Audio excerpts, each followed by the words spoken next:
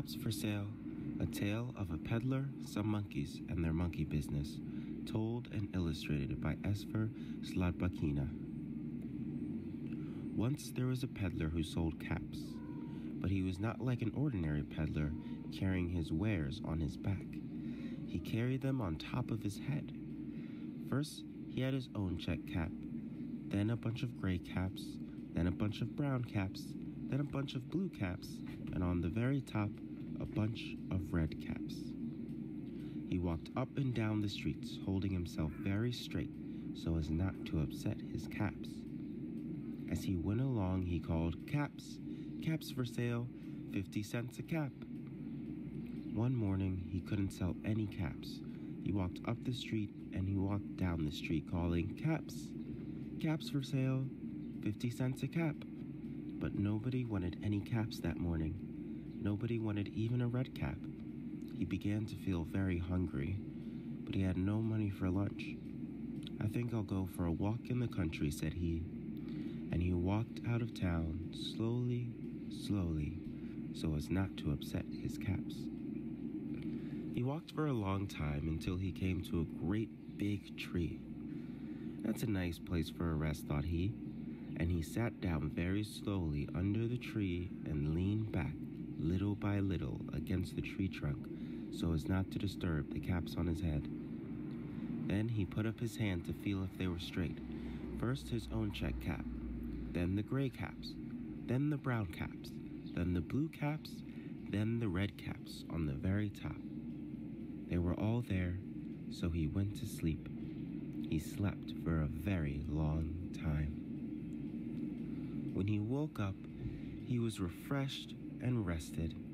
But before standing up, he felt with his hand to make sure his caps were in the right place. All he felt was his own checked cap. He looked to the right of him.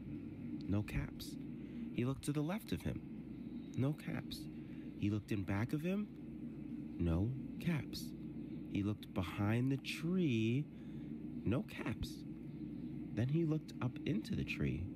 And what do you think he saw? On every branch sat a monkey. On every monkey was a gray or a brown or a blue or a red cap. The peddler looked at the monkeys. The monkeys looked at the peddler. He didn't know what to do. Finally, he spoke to them. "You monkeys, you," he said, shaking a finger at them. "You give me back my caps." But the monkeys only shook their fingers back at him and said,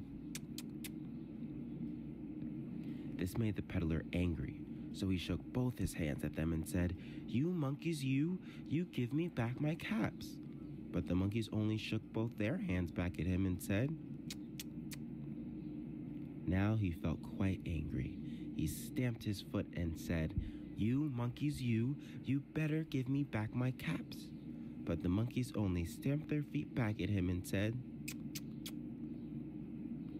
By this time, the peddler was really very, very angry. He stamped both his feet and shouted, "You monkeys, you must give me back my caps." But the monkeys only stamped both their feet back at him and said, At last he became so angry that he pulled off his own cap, threw it on the ground, and began to walk away. But then each monkey pulled off their cap, and all the gray caps, and all the brown caps, and all the blue caps, and all the red caps came flying down out of the tree. So the peddler picked up his caps and put them back on his head.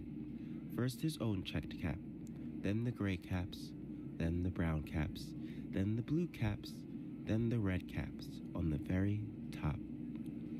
And slowly, he walked back to town calling, "Caps, caps for sale, 50 cents a cap." The end.